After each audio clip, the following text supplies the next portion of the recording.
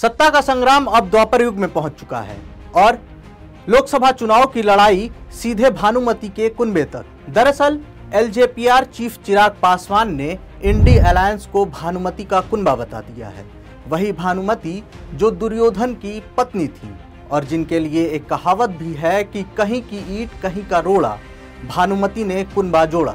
नमस्कार, मैं दिव्यांश और आप देख रहे हैं विस्तार न्यूज। देश में लोकसभा चुनाव अपने चरम पर है। नेताओं की ओर से बड़े बड़े दावे भी किए जा रहे हैं और 4 जून को नतीजे आने से पहले सभी दल अपनी अपनी नई सरकार के लिए सपने संजो रहे हैं। इस बीच पश्चिम बंगाल से टीएमसी चीफ ममता बनर्जी ने एक बयान दिया। उन्होंने सिर्फ इतना कहा कि अगर इंडी अलायंस की सरकार बनी तो हम बाहर से समर्थन देंगे। ऑल इंडिया लेवले অনেকে আমায় ভুল বুঝেছে। আমি বলেছি বাংলায় কোনো জোট নেই, কিন্তু ইন্ডিয়ায় যে জোটটা ওটা আমি তৈরি করেছিলাম। ওই জোটটা দিয়ে আমরা সরকার তৈরি করব। আমরা জোটে থাকব, জোটে আছি আমরা। এখানকার সিপিএম নেই, এখানকার কংগ্রেস নেই, কিন্তু অল ইন্ডিয়া লেভেলে ইন্ডিয়া জোট আমি তৈরি করেছিলাম এবং ইন্ডিয়া জোটে আমরা থাকব। ममता बनर्जी ने जैसे ही ये बयान दिया वैसे ही कांग्रेस नेता अधीर रंजन चौधरी ने सवाल उठा दिए। लेकिन इन सब के बीच एनडीए के सहयोगी एलजेपीआर चीफ चिराग पासवान ने इस बयान पर कटाक्ष करते हुए इसे सीधे दुर्योधन की पत्नी यानी भानुमति से जोड़ दिया। उन्होंने इंडिया ब्लॉक के सभी नेताओं को सवालों के घेरे में खड़ा कर दिया। इन लोगों में कौन किसको समर्थन दे रहा है, पहले तो आप उन्हीं के खिलाफ चुनाव लड़िएगा, हाँ, और उसके बाद उन्हीं को समर्थन देने की बात कीजिएगा। ये विरोधाभास नहीं है तो और क्या है।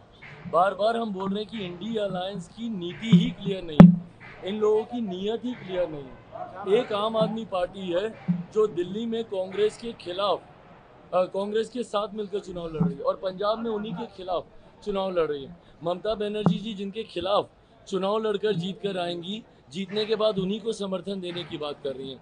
तो ये भानुमति का कुनबा नहीं है तो और क्या है।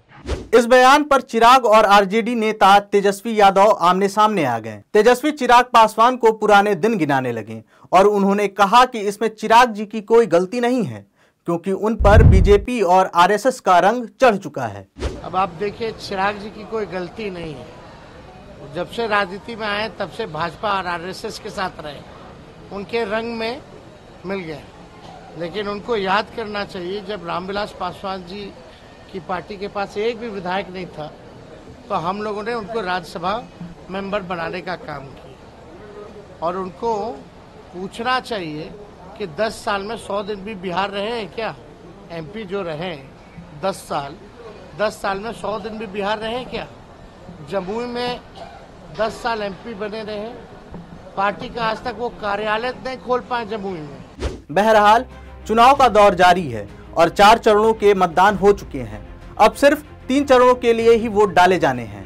इस बीच वार पलटवार भी जमकर हो रहे हैं, लेकिन 4 जून के नतीजे ये साबित कर देंगे कि जनता आखिर किसे चित करती है और किसे पटखनी देती है। ऐसी ही तमाम देश दुनिया की खबरों के लिए देखते रहें विस्तार न्यूज।